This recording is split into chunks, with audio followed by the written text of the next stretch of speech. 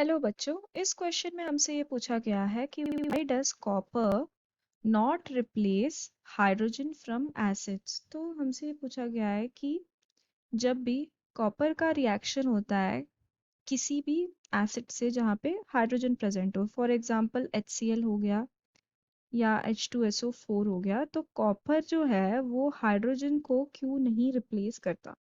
ठीक है, तो इस क्वेश्चन का जो की कॉन्सेप्ट हो जाएगा वो ये होगा कि हम यहाँ पे इलेक्ट्रोकेमिकल सीरीज की बात करेंगे। इलेक्ट्रोकेमिकल सीरीज, तो हमें पता है इलेक्ट्रोकेमिकल सीरीज किस पे बेस्ड है। It is based on standard reduction potential. Standard reduction potential, तो इलेक्ट्रोकेमिकल सीरीज में हमने रिडक्शन पोटेंशियल के अकॉर्डिंग एलिमेंट्स को अरेंज किया है।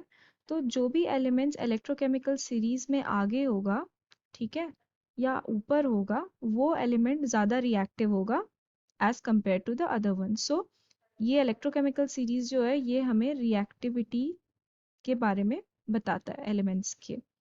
तो अगर हम इलेक्ट्रोकेमिकल सीरीज में देखें तो उसमें क्या है कि जो ई नॉट वैल्यू है, स्टैंडर्ड रिडक्शन पोटेंशियल वैल्यू है हाइड्रोजन की, वो है 0। ठीक है, और अगर हम एक पार्ट ऑफ इलेक्ट्रोकेमिकल सीरीज को उठा के देखें तो hydrogen is more reactive than antimony, which is more reactive than bismuth, which is more reactive than copper। तो यहाँ पे आप देख सकते हैं कि हाइड्रोजन कॉपर से काफी आगे आ रहा है। उसका मतलब क्या है कि हाइड्रोजन जो है वो मोर रिएक्टिव है एज कंपेयर टू कॉपर।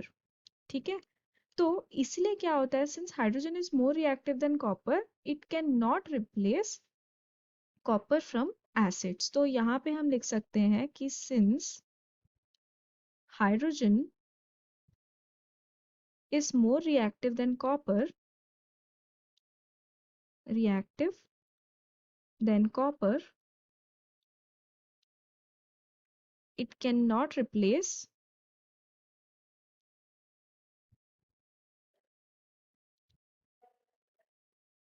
और यहाँ पे हम लिख सकते हैं कि कॉपर कैन नॉट रिप्लेस, यहाँ पे हम लिख सकते हैं copper can not replace hydrogen from its acids.